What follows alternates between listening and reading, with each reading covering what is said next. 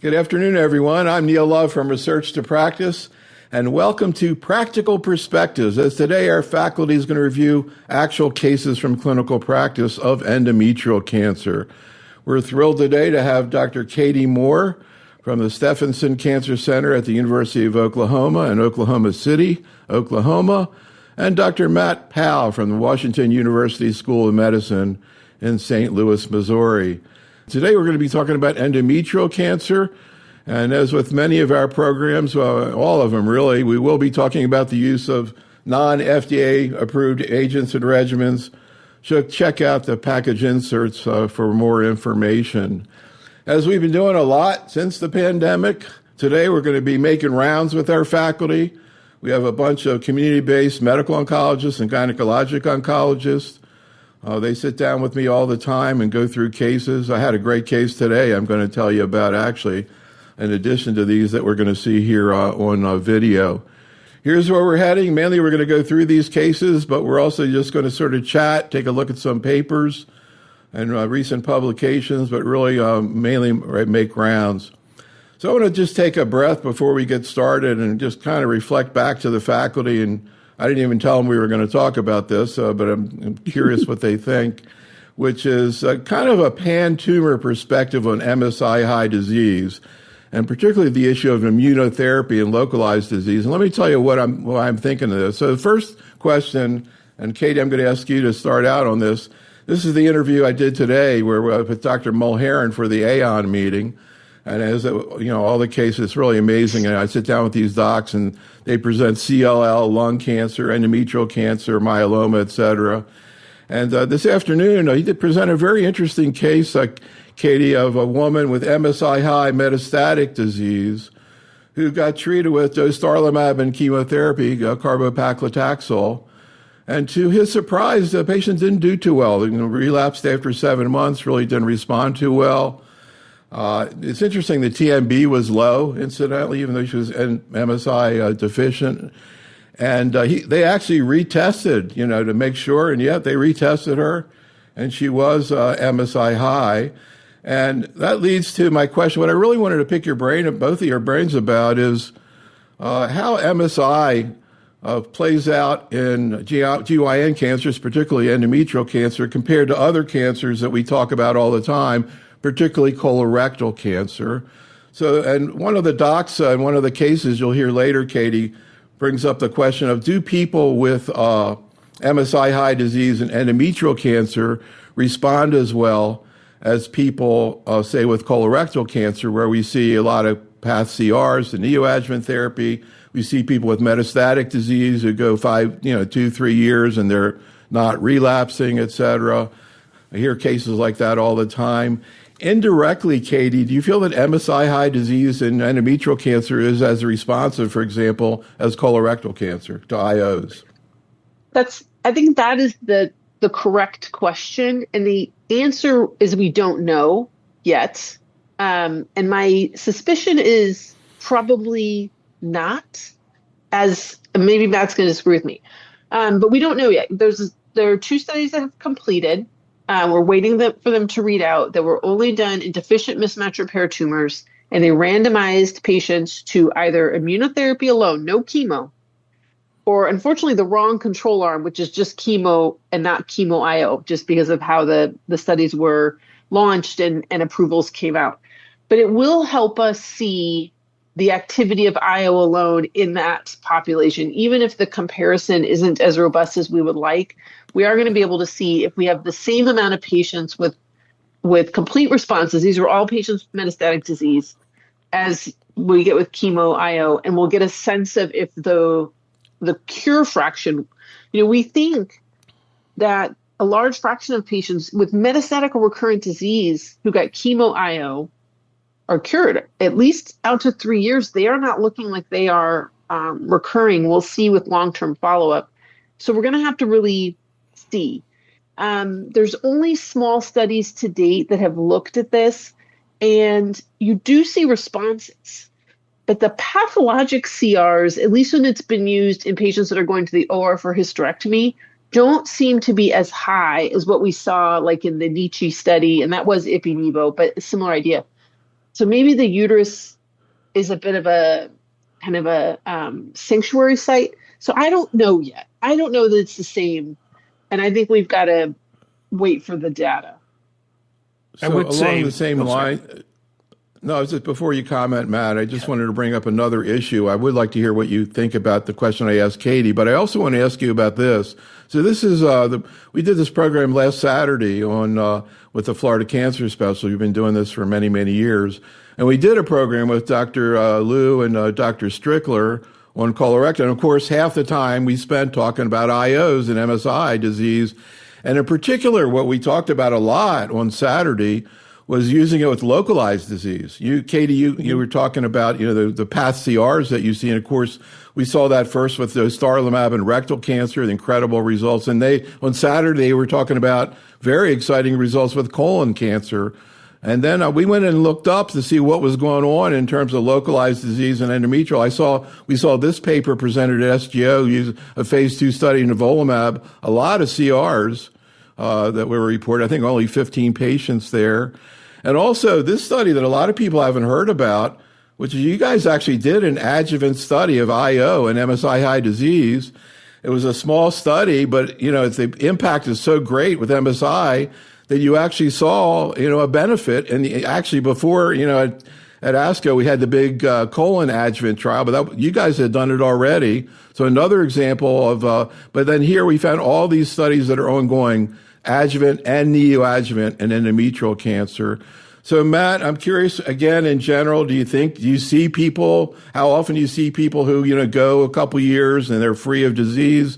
And do you think at some point or even soon, we're going to, just the way they are in colon cancer, and rectal cancer, we're going to be seeing IOs for MSI high localized disease? Yeah, certainly something we're trying to study more. And as you pointed out, some of the studies, we've completed one here at WashU a few years ago, small studies that were hypothesis generating. One of the big difference between endometrial cancer and colorectal cancer is promoter methylation of the MLH1 gene drives a lot of the endometrial cancer MSI status. And that is maybe a little more heterogeneous and a little more transient than those that had a single gene driver or a Lynch syndrome driver, like a lot of the colorectal cases. And that we've looked at that. Is that a predictor of failure in GYN? And it hasn't been consistent. There's certainly a trend that those with promoter methylation maybe don't do quite as well, but it hasn't really been borne out. And lastly, I would say that this patient that was shown, the initial patient, was a dual classifier, had a P53 mutation as well. And we usually think of those as kind of a passenger-like mutation, but they actually may be a little more of a driver in this situation. So it has been looked at in a few of our early looks at this, that those that have both MMR deficiency and P53 mutation may do more poorly. Really interesting. We may bring this back up as we go through these cases, because we have a lot of cases where we have questions about IOs. And we're going to start out with such a case. And again, this is a patient with MSI high metastatic disease who was treated with dostarlimab and chemotherapy. Here's Dr. Pelez. On CT imaging, she had evidence of metastatic disease. So she had actually a right pelvic soft tissue mass, retroperitoneal pelvic adenopathy, and a number of pulmonary nodules that were consistent with metastases. So I started her on paclitaxel, carboplatin, and dostarlimab. She achieved a complete remission. She now remains on dostarlimab, still in complete remission. So questions here would be to review the data with paclitaxel, carboplatin, dostarlimab. This patient has MMR deficiency. Do you use dostarlimab in patients who are MMR proficient as well, based on the data? And then in terms of continuing the dostarlimab in a patient like this who clearly had metastatic disease, do you stick with the study schema where I believe they continued for 3 years? Would you consider continuing therapy beyond that? What about somebody who's maybe not in complete remission? Would you keep them on the immunotherapy drug for longer? And then what would you do with her, when she relapses? How would you approach the next line of therapy for her? Is chemotherapy really necessary here? We have such great results and data in GI malignancies with immunotherapy alone. Does she need the chemotherapy? If she was Instead of 60, if she was 80, would you give her chemotherapy or potentially just give her the checkpoint inhibitor? So, Matt, this is like a memory test to see if you can remember all the questions that he just asked. And I'll throw in another thing we talked about on Saturday, is Ipi-Nivo is there in MSI-high metastatic colon cancer. So that's another question, even in a patient like this who, if they were to relapse. So let's start out with the issue of duration of IO and also choice of IO, dostarlimab and pembrolizumab, Matt, being the common choices, and what you do in a patient who has a CR. How long do you keep it going? Would you use cell-free DNA, for example, to decide? Yeah, great unanswered questions. On the Ruby trial, we had up to 3 years of therapy, and if you still had disease at the end of that time, you could elect to stay on therapy. And the reality is, a lot of these patients, kind of get into that Q6-week regimen. They're doing pretty well, and it's hard. They're excited about being on it and not wanting to stop, especially if they're not having side effects. We don't have a great experience on what to do with circulating tumor DNA. It certainly makes sense. There's a little bit of data from Shannon Weston's study looking at circulating tumor DNA within that study, and we'll probably be touching on that later on. But I don't use it clinically at this point. I think typically using traditional CT scan and following these patients as was done on the trial. Lastly, he mentioned a little bit about should we use just the checkpoint alone? And that's a question that, as Katie mentioned, we have a few studies that are maturing that looked at checkpoint versus chemotherapy. Those won't completely answer it, but we'll kind of get an idea from those studies about, the Dominica study will kind of help us with dostarlimab, whether, how well does that perform as just checkpoint alone.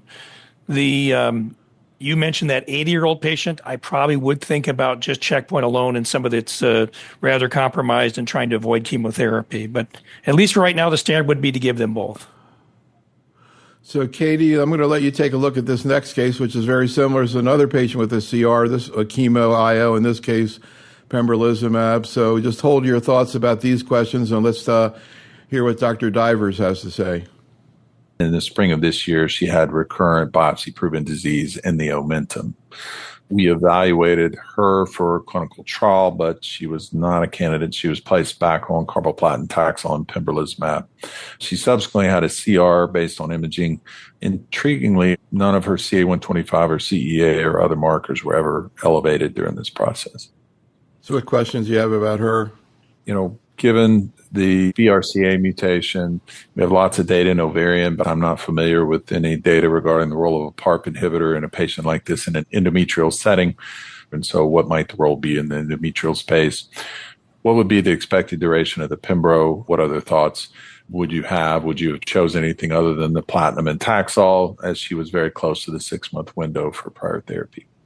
I'm unaware of any data with Ipi-Nivo, but I would love to see what people's thoughts would be about the use here in this MSI space. And I really don't understand the biologic difference between why you see less robust of a response in this endometrial space than we see perhaps in the colorectal space and others. So, Katie, Dr. Divers is the one who kind of brought this idea up about how effective the treatment is. So we'll talk a little bit later on about DUO-E, but now we're talking about a patient who's got a BRCA1 mutation. Katie, how do you think that through? Would you try to integrate a PARP inhibitor? And again, the same question as the first case, how long do you treat?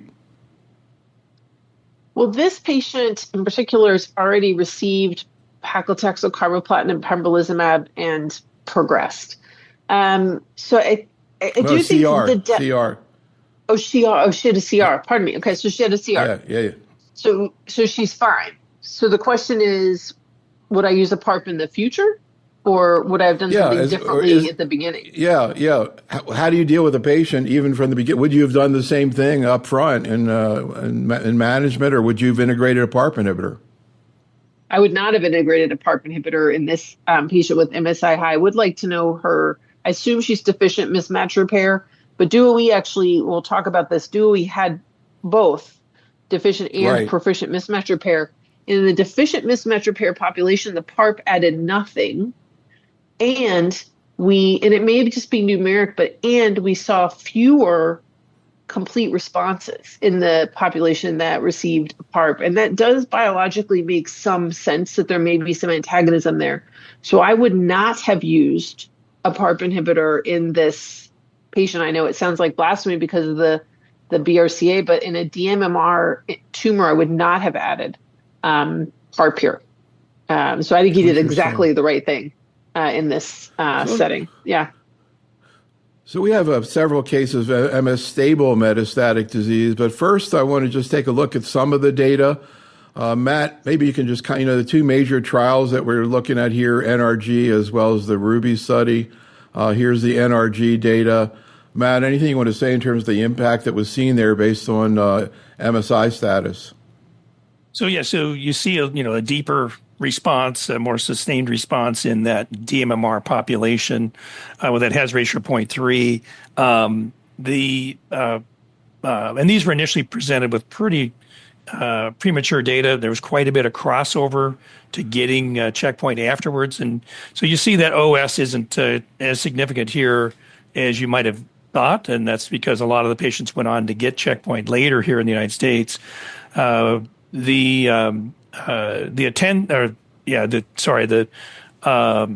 you look at the PMMR, certainly less robust. But the other important thing about GY018, each of the cohorts were independently powered, which I think on the subsequent publications, you see a little more robust data on the OS. Now, as far as Ruby, I was the study chair in the U.S. for this, and obviously it's been a labor of love. It has a few differences. It involved carcinosarcomas, and those patients with positive periodic disease also could be included. They were randomized up to 3 years of the dostarlimab maintenance, but otherwise a very similar study.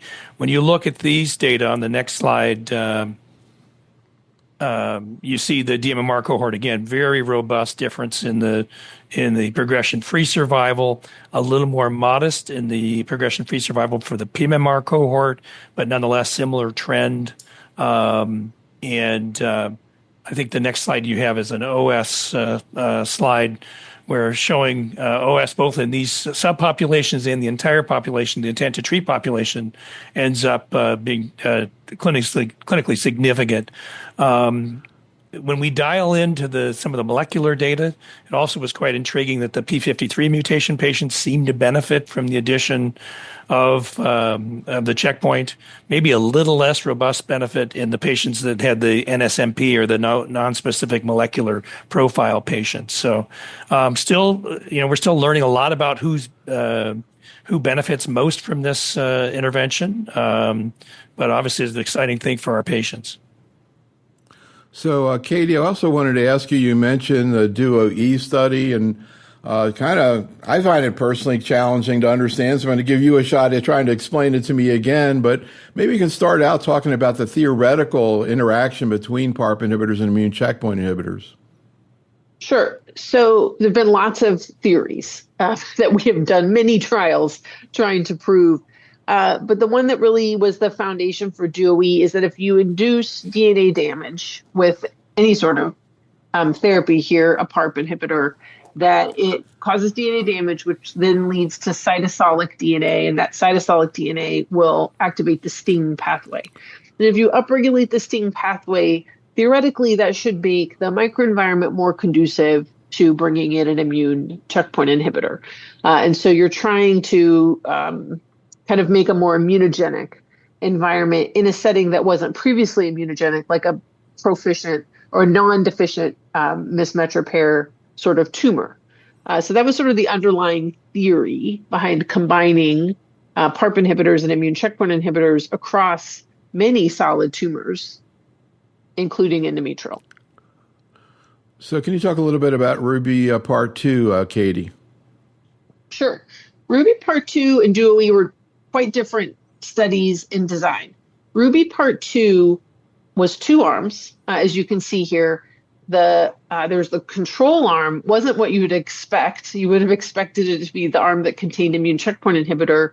The control arm just had paclitaxel and carboplatin, and then placebo maintenance.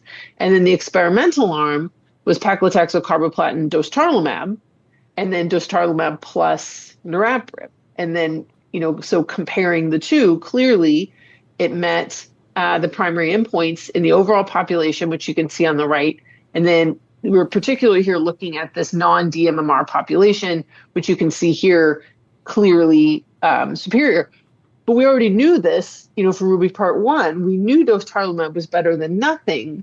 So what did PARP add to the dostarlimab was sort of the question that you couldn't suss out from this particular clinical trial. Here again, you see the DMMR population, which looks fantastic, but is that being driven entirely by dostarlimab, or does it have anything to do with the niraparib?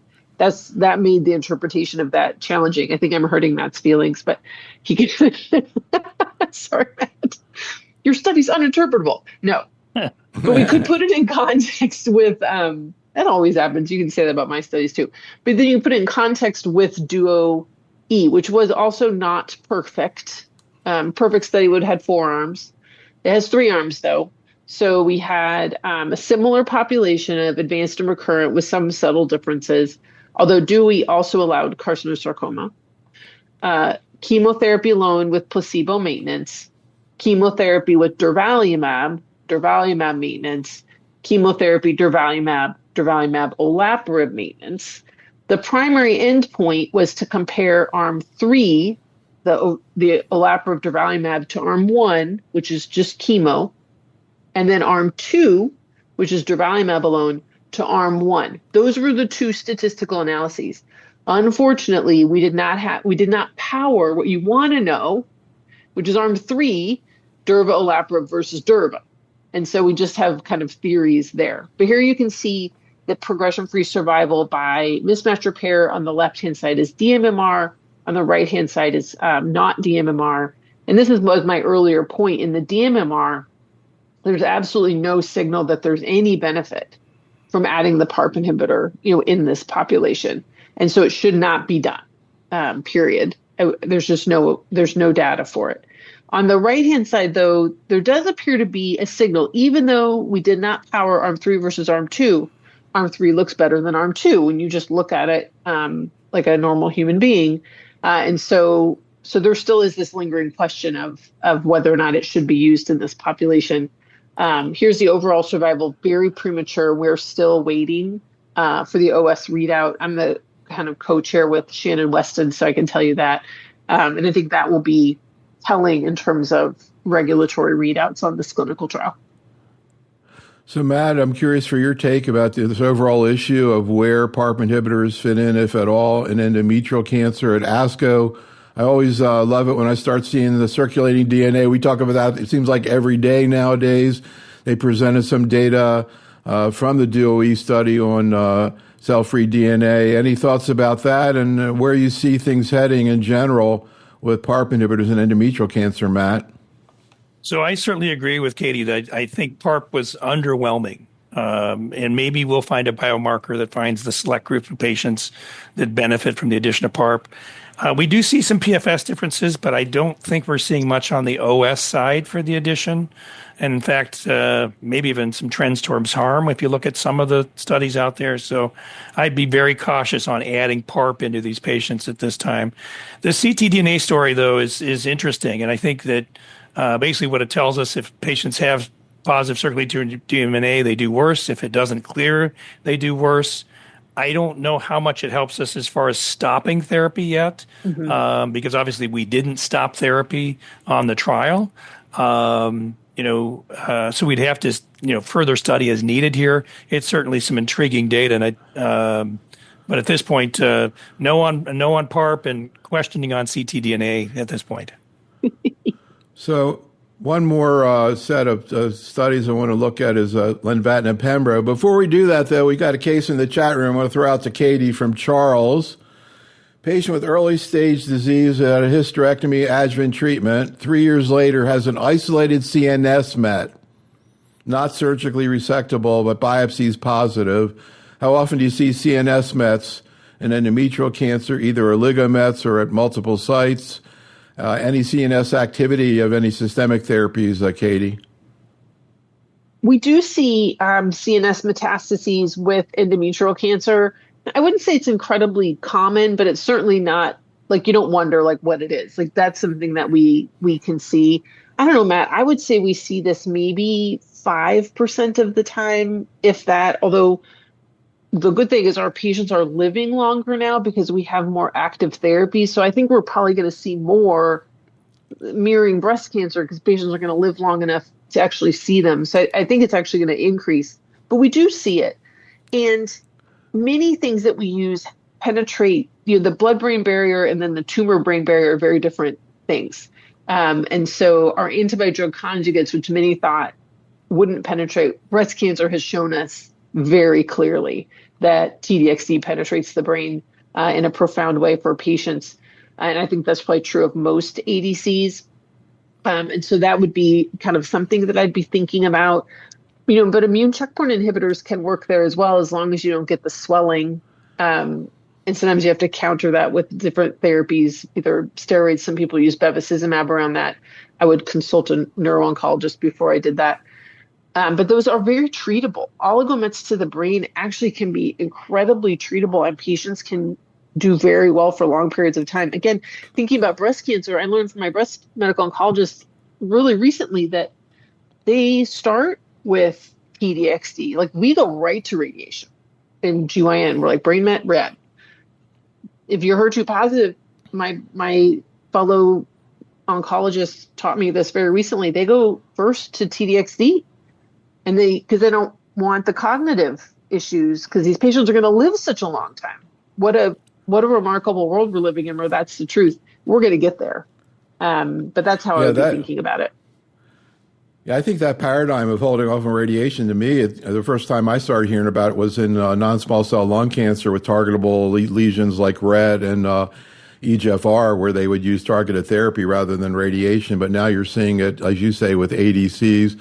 So, Matt, the other IO strategy that's been looked at, and it seems like it's settling in more, is a second-line therapy for patients who don't get it first or get an IO first in line, is lenvatinib pembro, the Keynote 775 study.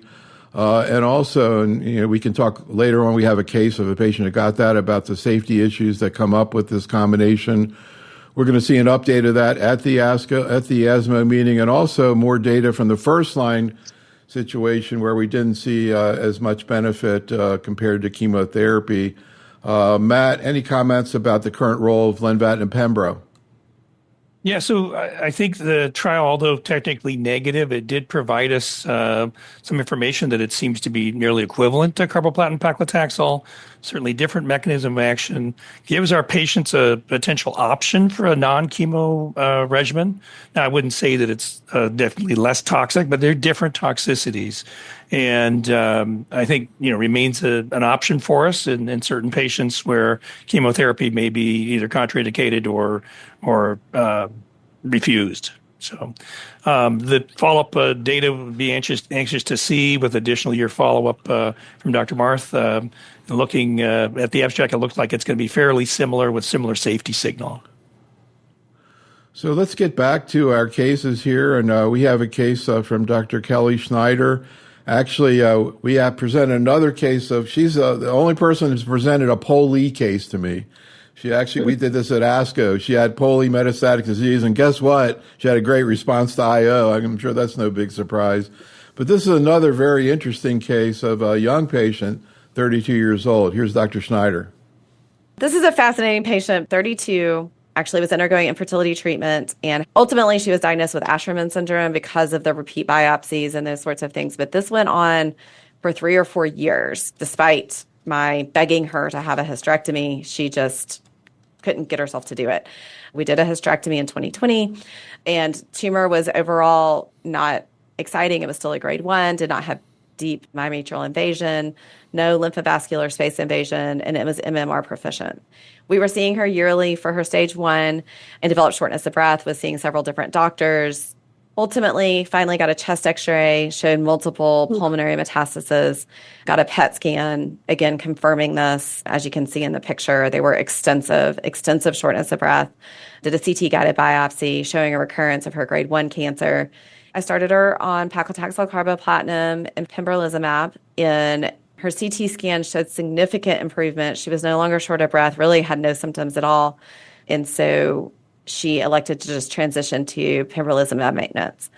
My question for everybody at this point is, does everybody agree with stopping treatment? She had a very, very, very significant pulmonary disease, really have made a very large difference with chemotherapy, but she's also extremely young, healthy, and now, has a 4.5-year-old at home. So obviously want to give her as much time as we possibly can. She just elected for pembrolizumab maintenance alone. And now we're a year out and she still has stable disease. The big question that I think a lot of us have in the community is, when do you recommend DUOE, the DUOE protocol? It gets very confusing. Do the experts recommend putting on DUOE versus not? Is it everybody that's not MMR deficient? So, Katie, any thoughts about this case? And for the medical oncologist, can you explain what Asherman syndrome is? Asherman's, boy, you're going back in my GYN knowledge. Asherman's is when you have scarring on the inside of the uterus, and so from repeated DNCs and things, and so they get all these adhesions basically, and it causes infertility. Some of it's, I think, can be what's the word I'm looking for? People can have Asherman's without having prior trauma, but it basically is the cause of infertility based on the mechanics of the uterus. Matt, did I get that right? I had to dig for that. You're still an OBGYN. Look at that. I had to dig for that. Yeah. I think that this patient was treated absolutely appropriately. 100% agree with how she was managed. I 100% agree with stopping the chemotherapy with an excellent response, and then transitioning to maintenance and prioritizing quality of life and being very patient centric. I referenced this earlier. The remarkable thing right now, Matt and I talk about this, many of us do that are a little bit older.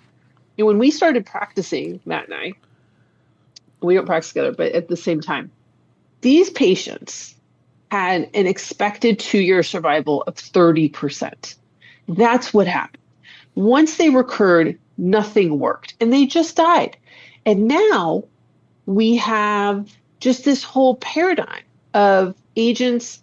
We're not treating with chemotherapy indefinitely until we just beat people on the ground with toxic therapies. We're using these maintenance, and we're getting smarter with our maintenance. And I think in the future, pembro may still be what we use. We're also interested in endocrine therapies in a patient like this who's grade 1 and probably estrogen driven. There's the selinexor study that's ongoing for this sort of patient or this sort of tumor that's TP53 wild type. We'll see what that looks like. And then you can imagine using a therapy like that. And if they recur 1 or 2 or 3 years later, already we're different. We're a completely different world. We might reuse chemo. We may use immunotherapy again. We may use antibody-drug conjugates. The lifespan of our patients with this disease is on the cusp of being transformatively changed, and for the betterment of our patients. It's just a different world. And I think she was treated absolutely appropriately, and it will preserve her bone marrow so that if she does need something else, we can use whatever she needs and help her live longer. What about her question about DUOE and adding in olaparib, for example, in this proficient patient, Katie? Yeah, not to say, I was the co-chair with Shannon, but I'm not using that. I just do not think without OS, the data is compelling enough to use it in every non-DMMR patient without fully understanding the downstream ramifications. If I'm not improving OS and there's a risk that I could be doing other things to bone marrow, I just think we have to really be thoughtful about throwing the kitchen sink at somebody or someone's tumor in somebody without really understanding what we're doing completely. So I have to say I'm not doing it. And I don't blame, and I'm not mad that she didn't do it. Not mad. I see Matt shaking his head, yes, but I might ask him to comment. But first, Matt, I want you to take a look at this case. We were talking about pembro and lenvatinib. Of course, the whole issue of managing patients, if you're going to use this regimen, how to dose the lenvatinib, how to prepare patients for it. Here's a patient like many who had pretty significant problems, but then did well with dose reduction. Here's Dr. Safar. We started the usual dose of lenvatinib, and then she had tolerability issues, malaise, fatigue, hand-foot syndrome, blood pressure. We had to dose reduce it a couple of times, but she's doing well on 8 milligrams. She's on Pembro. How do the faculty approach older patients who have progressive disease yet functional? What biomarkers are they looking at in endometrial? Could you talk a little bit about what dose of lenvatinib you started, what happened, how you reduced the dose? I started like 12. We ran into issues with high blood pressure and a lot of malaise. She lives alone, and she was having a difficult time managing her day-to-day activities. Blood pressure became an issue. She's not very good at monitoring her blood pressure at home. She did also run into some hand-foot syndrome. Right now, she is managing it reasonably well on the 8 milligrams. The question is, of course, do they start at the full dose or do they start at lower dose and go up? I think there is some data that potentially dose intensity correlates with a better response in endometrial. How does the faculty approach the dosing of lenvatinib? Generally, in elderly patients, should we consider a lower dose and stick with it? She's been on for a year and a half almost now with a very good response so far. Markers are stable, scans are stable. And of course, the question is, whether if she has a progression on pembrolizumab, outside of chemo, is there anything else that we could utilize? What is the role of pembrolizumab in the current landscape of treatments? And Matt, in addition to chatting about your experience with pembro lenvatinib and dosing, Nancy in the chat room wants to know, would you ever consider pembro lenvatinib in a patient who progressed on dostarlimab and chemo, or pembro chemo? And I'll throw in, what about ipi-nivo? I'm not sure we commented on that, but again, in colorectal, that's first line. Well, let me hit these in reverse order. So starting with the ipi-nivo, and actually we have a trial ongoing. GY025 is a trial looking at ipi-nivo versus nivolumab alone in dMMR endometrial cancer. And they can previously actually be treated with checkpoint. So that'll be a small cohort, but some of them could have prior checkpoint as part of their chemotherapy regimen. So we're evaluating it. We do think it's active. We've included about half the patients on that now. The second question was the dosing strategy of lenvatinib pembrolizumab, and area of controversy. Certainly individualized care is really important. A lot of patients, if you start them on 20, they may never want to take that drug again. Doing a lot of education prior to initiation is important. So getting the blood pressure cuff, getting their blood pressure under control before you take that first dose is important. A lot of patients, I will honestly write them for 18 milligrams and have them start at 14. So then they have a 10 and 2 4s to work with. Trying to push patients up to the 18 dose, but in reality, the vast majority, 14 is about what they can tolerate, and they end up at 10, especially when they get into 6 to 9 months of therapy. The fatigue gets to be a lot. We do try to maintain that dose density initially, and I know I try to be a purist and stick with the 20 milligrams, but rarely are you successful with that approach. Again, I see Katie shaking her head. This is kind of more like a tasting menu. This next case, we actually did an entire 2-hour program at SGO on HER2-positive gynecologic cancers. Here, we're going to spend just one case and get your bottom line. But we've been hearing more and more cases like this one. Here's Dr. Wilmot talking about her 67-year-old woman. This is a patient who underwent an evaluation for postmenopausal bleeding and was identified to have an endometrial mass at time of hysteroscopic assessment with pathology that revealed uterine serous carcinoma. She had somatic testing, which revealed HER2 IHC 3+ staining. She underwent a diagnostic laparoscopy with a plan to proceed to hysterectomy at that time, but she actually had carcinomatosis identified at the laparoscopy that was not identified on her pre-surgical CT scan. And unfortunately, with the distribution, this was not thought to be resectable to no gross residual. So the patient was subsequently started on neoadjuvant chemotherapy, utilizing a triplet regimen of carboplatin, paclitaxel, and trastuzumab. She received 4 cycles of this and then had interval surgery. Thankfully, she had excellent response to therapy. She had no gross extrauterine disease identified at the time of her surgical intervention. And pathology confirmed that she did have some residual disease within the uterus. She completed adjuvant therapy including carboplatin, paclitaxel, and trastuzumab, and then transitioned to trastuzumab maintenance. She completed 24 cycles of maintenance, but then had a scan which revealed new disease in the liver, and a biopsy confirmed recurrence of her uterine serous cancer. So she has now been transitioned to TDXD and has received 10 cycles of therapy and is having quite good response with partial response to therapy on her scans. How was she feeling when she started the TDXD, and then what happened?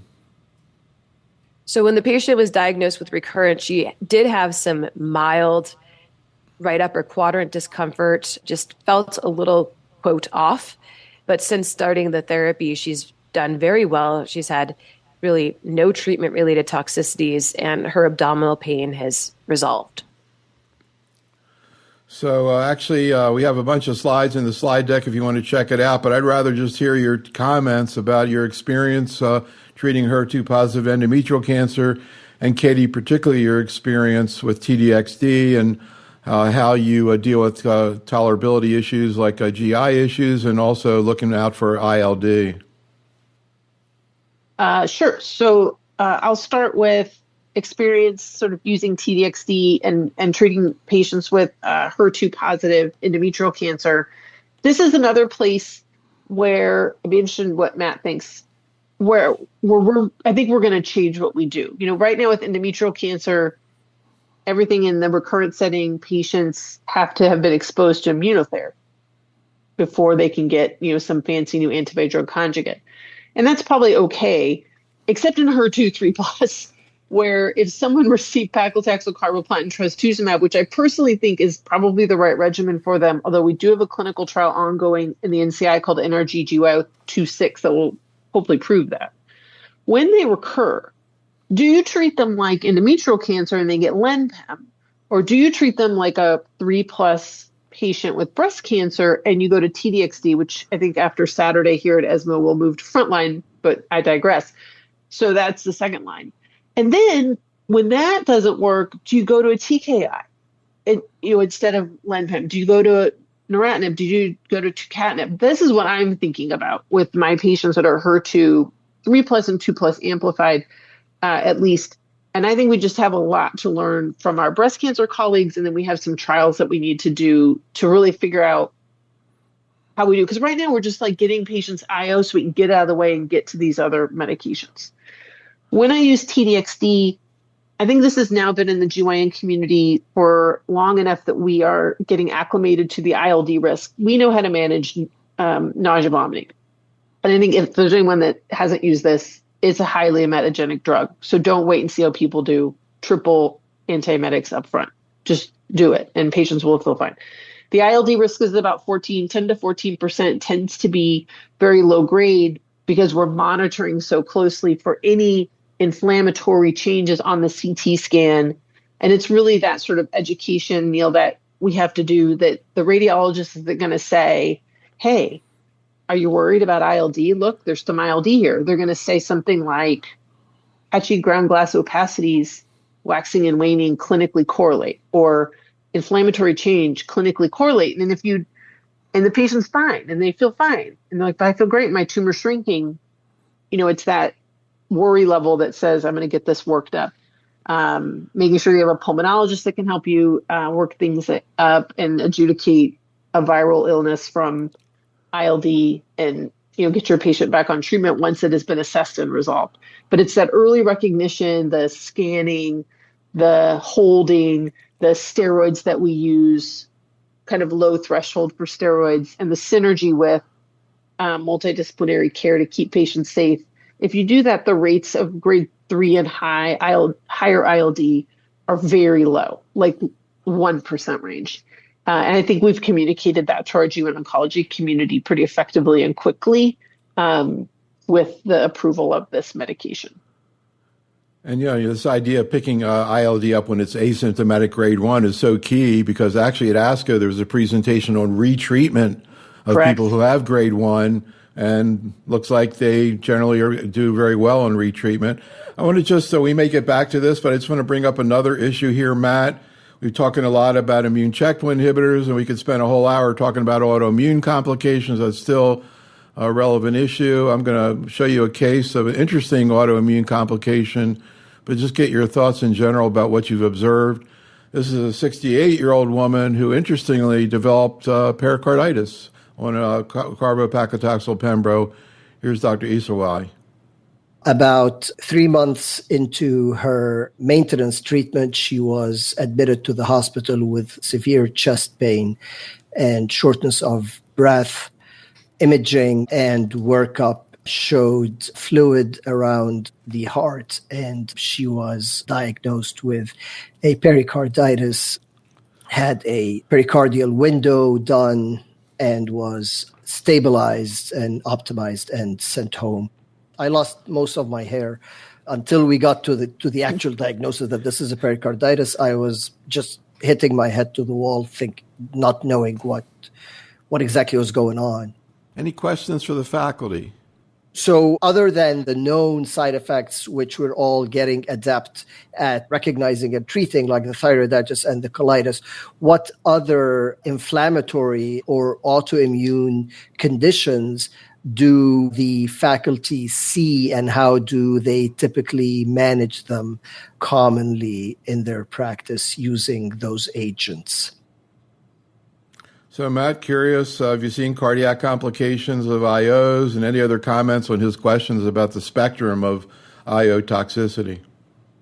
Yeah, I think, and the carditis is a tricky one because the patient has pretty vague symptoms often, and I think you have to be vigilant looking for it. When we see these patients, they're going to have elevated troponins. They're often end up needing a biopsy and good cardiac expertise to try to sort out, is this related to therapy? Do I have to stop therapy at this point?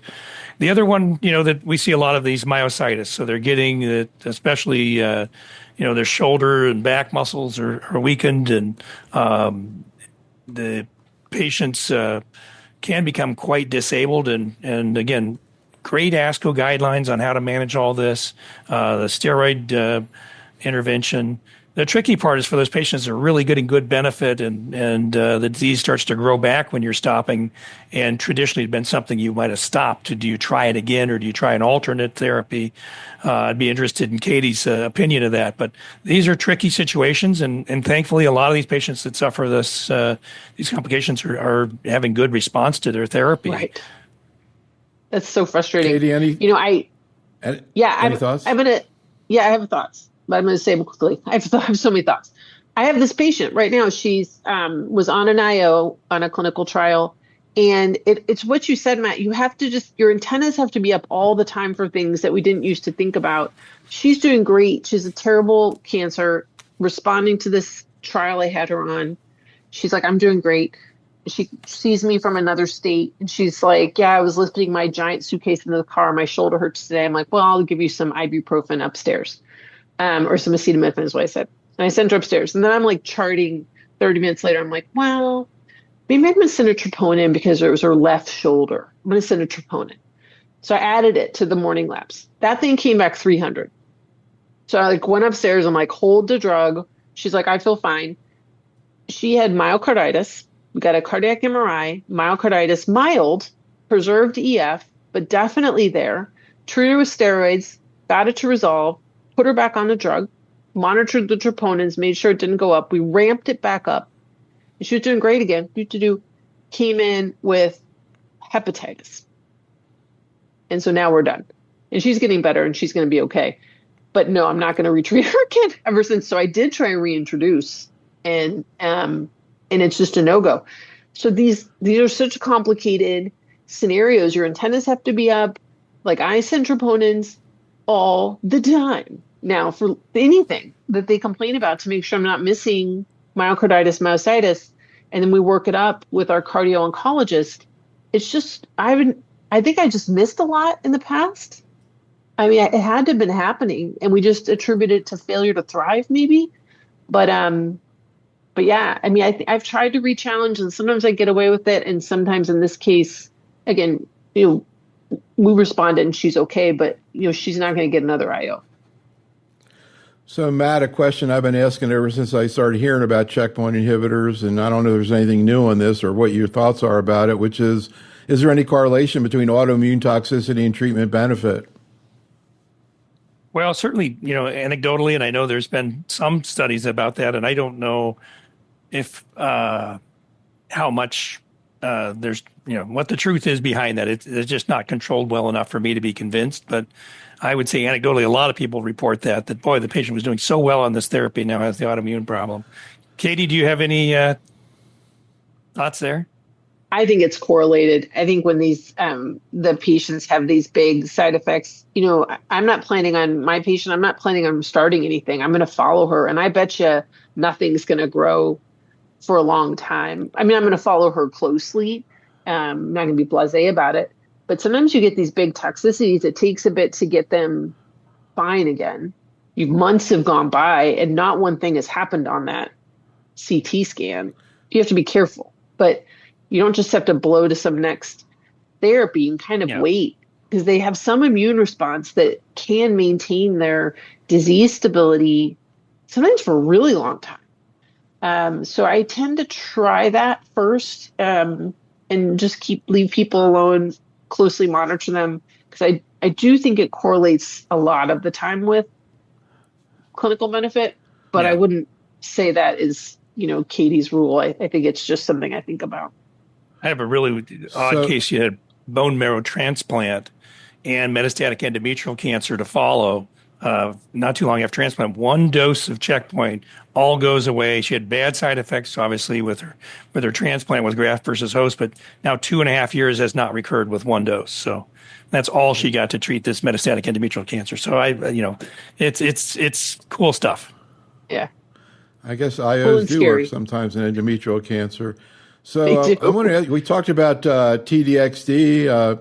You already got mirvetuximab out there and tisotumab in terms of ADC, but I can't say I'm tremendously surprised, but I don't think we've talked about the top idea of TROP2 ADCs, Katie, in endometrial cancer. You can imagine I feel like we talk about that all day long in breast cancer, because we have actually two different TROP2 ADCs approved, sacituzumab govitecan and datopotamab deruxtecan that you see there.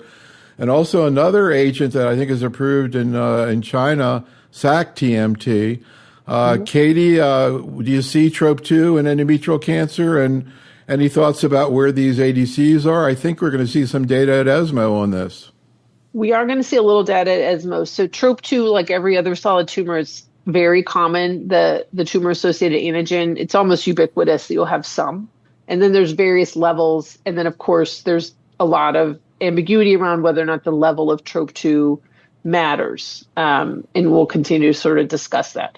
So endometrial definitely expresses TROP2, and the different histologies have different levels of high, medium, and low based on what assay you're looking at. It probably for endometrial, TROP2 was one of the first ADCs kind of out of the gate of interest.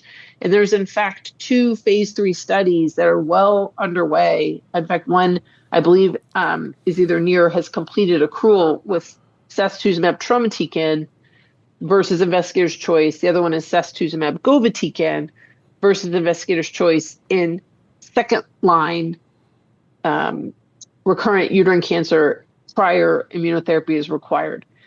So those will likely result, I bet you, next year. I think that we could estimate maybe a late 26 readout on those, and we'll see. And then there's just like every solid tumor, a tidal wave of ADCs coming right behind them. We have a B7H4 in a phase 3 now, Huxisam, and there's others coming that aren't quite in public domain yet. So it's going to get crowded. Oh, here it is. So here's one of them. Maybe there's others, I think, in terms of B7H4 targeted ADCs. Matt, any comment on that? It's interesting. And again, with the TROP2, you see kind of a different toxicity, even though the efficacy data looks the same. You see different toxicity profiles. Data, you see mucositis, which you don't see with SASI. SASI, you see the neutropenia, and the tiramatican, the SAC-TMT, maybe it's in the middle. Any thoughts about these new ADCs and whether they're going to land in endometrial cancer, Matt?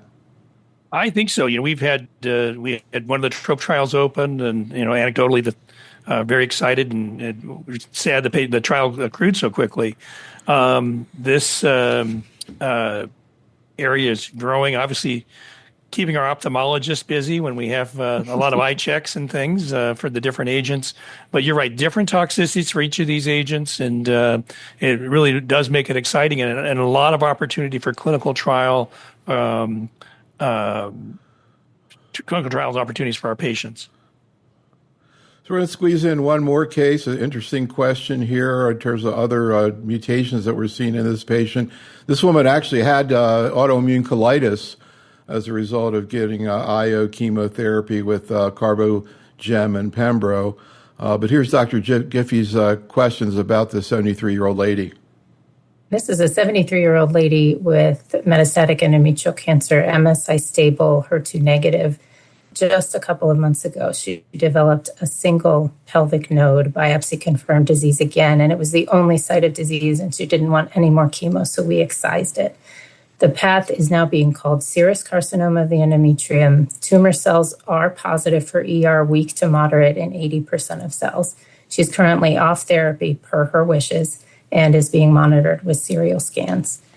So my question with this woman is, since she wants to avoid chemotherapy altogether, would you try an AI now, even though this disease doesn't sound particularly hormone sensitive based on its behavior? She declined anything, but I think I could talk her into an AI the next time I see her. When I ran NGS on her most recent tumor specimen, she does have PI3 kinase and FGFR mutations. I'm not positive they're the kinds of mutations that respond to the targeted inhibitors we use in other diseases, but I was curious if the investigators have tried to target these sort of last lines of therapy with off-label usage. And then my last question is, in patients who develop severe immune-related adverse events like colitis and cannot be rechallenged, do you ever use lenvatinib alone or lenvatinib with a different immune checkpoint inhibitor? Because she hasn't seen a TKI yet. So, Katie, one of my favorite presentations coming up in Berlin there with ESMO is capivasertib, the AKT inhibitor in prostate cancer. Can you imagine, the oncologists have enough trouble trying to use it in breast cancer, or urologists maybe going to use a PIK3 inhibitor like Capi. But anyhow, any thoughts about this case? Can you target PIK3? Can you target FGFR in endometrial cancer? There are studies for FGFR3, so I need to know which FGFR it is. There are studies for FGFR3. That's mainly a bladder and cervix finding, but there are some agents there, so I'd want to know that. I also want to know, now that it's serous, what her TP53 mutation status is, because that wasn't stated, and whether or not they retested for HER2 on this specimen. So there's some things that I don't really know. PIK3 has been tough to target thus far, although I will say in phase 1, there are a few agents, and they're I haven't quite presented yet, but with particular isotypes, we are starting to see some pretty striking benefit. So I would say thus far disappointing, but stay tuned, because some of these are looking really good and not causing the hyperglycemia and other problems that we saw with the PIK3 inhibitors. So I actually think that there's going to be a potential role for them, but it's particular isotypes. It's just not like, I got a PIK3, I'm going to use this. And with a serous tumor, I bet you the PIK3 is not really driving the bus here. And so I would probably be coming at this with an ADC. Number one, I should be coming at it with some kind of antibody-drug conjugate, and on a clinical trial thinking about things like CDK2 inhibitors or CHEK1/2 inhibitors. Prexasertib is used to be called Prexasertib, is the Acrivon medicine that's in clinical trials for this population. So I'd be looking more that direction rather than trying to target the PIK3 here. As I don't think it's going to help her. And I definitely don't think an aromatase inhibitor will make a difference here personally. You're just treating, I think I'd be treating me, but not the patient. What do you think, Matt? What are your thoughts on her? Yeah, especially with no evidence of disease currently, I think you're just adding toxicity and unlikely to help. Now, I agree with you about the P53, because p53 seems to be a reasonable marker about who might benefit from endocrine therapy in endometrial cancer. Those wild type patients may have a little more likelihood, even though it's called serous under the microscope. Yeah. And so being suspicious and having that all reviewed, I think is a good idea. But I think everything else spot on. Yeah. So, Katie and Matt, thank you so much for working with us today. I want to say especially a special thanks to the docs who presented cases. You know, we appreciate that so much, that people are willing to put out their own treatment in front of the world, so to speak, and see what people think about it. But it's so valuable to do that. Audience, thank you for attending. Be safe, stay well, and have a great night. Thanks so much, Katie. Thanks, Matt. Thank you. Have a good Thanks so one. much.